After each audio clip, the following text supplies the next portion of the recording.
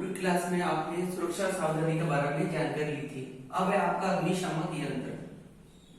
अग्निशामक यंत्र मैंने बताया था अग्नि को दमन करने के लिए जब आप अग्नि या आग लग जाती है तो अग्निशामक यंत्र का प्रयोग करते हैं। अब अग्निशामक यंत्र को मैंने बताया था पूर्व में भी, अग्निशामक यंत्र प्रकार होते हैं ए, बी, सी और डी। ए, बी, सी और डी, या फिर इसको हिंदी में बोल सकते हैं ए, ब, स और द। आपने जितने भी अग्निशामक यंत्र देखे होंगे उसमें आपको ए, बी, सी, डी या हिंदी में ए, ब, स, द लिखे होंगे। उसके अनुसार ही आप जितने जो अग्नि होती है उसी अग्नि पर उसका प्रयोग किया जाता है। सबसे पहले ए की बात करते हैं। ए होती है लकड़ी, कागज, कपड़ा और जूट से लगी जो आग होती है उन पर किस प्रकार के सामक यंत्र प्रयोग होंगे? जल द्वारा या मिट्टी द्वारा, जल द्वारा और मिट्टी द्वारा। बे होती है आपकी जल,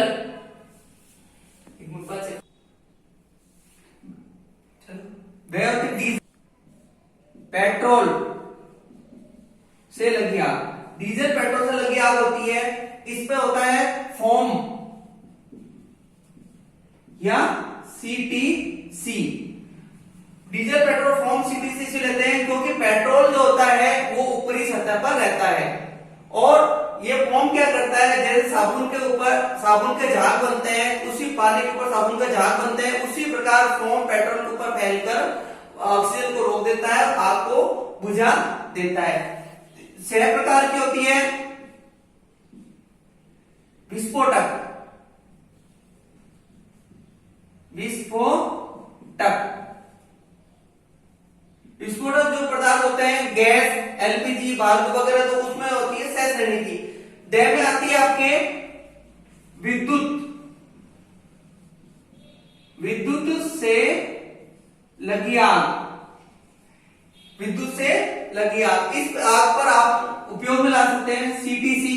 सीटीसी का पूरा नाम है कार्बन टेट्रा क्लोराइड। उसके बाद आप आते हैं मिट्टी भी।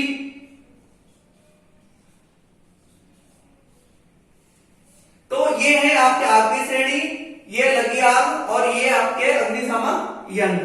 अब आपको बताया जाता है अग्निशामक यंत्र के बाद में आती है आपकी है और कोई दुर्घटना हो जाती है, विद्युत से यदि कोई दुर्घटना हो जाती है तो उसमें आपको क्या नुकसान हो सकते हैं। सबसे पहले होता है चोट लग जाती है। क्या लग सकती है? चोट। उसके बाद लग सकती है कोई घाव हो सकता है, टूट फूट हो सकती है शरीर की। तो चोट लगने, घाव के और टूटने में भी आपको इसकी सावधानियां रखनी पड़ती है। और सपोज करो यदि आपको किसी भी व्यक्ति शौक में आया हुआ है या करंट लग गया है और उसकी श्वसन क्रिया नहीं चल रही है तो उसको श्वसन क्रिया के रूप में 3 प्रकार की श्वसन क्रिया दी जाती है। कितने प्रकार की? 3 प्रकार की। 3 प्रकार की श्वसन क्रिया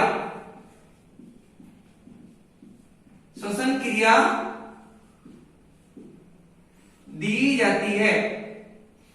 पहला है मुंह से मुंह।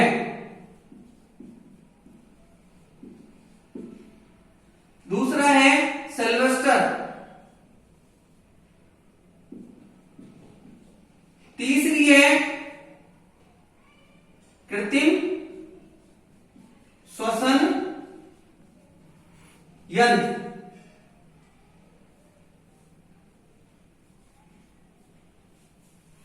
इनके द्वारा आप जो भी जिस व्यक्ति के दुर्घटना वाले व्यक्ति है उसको कृत्रिम श्वसन दिया जा सकता है। अब आपको पूर्व में बताया था संकेत।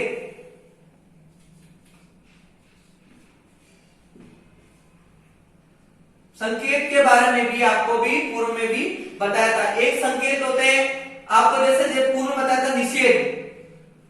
जहां पे निषेध चिन्ह लगे हुए होते हैं काम आपको कभी नहीं करना है। जैसे आपको वहां बिजली का तार जा रहे हैं और यदि आप वहां पर चिन्ह लगा हुआ है तो आप वहां पे उस पर नहीं जाना चाहिए। दूसरी बात, वहां पे सूचना दे रहा है कि यहाँ पे आपको जलपान का है, यहाँ पे आपको बैठने की व्यवस्था है, यहाँ पे आपको मेडिकल की व्यवस्था है, वहां सूचना, आपको वहां पे सूचना का व्यवहार करना पड़ता है। उसके बाद में आपको आती है सचेतक।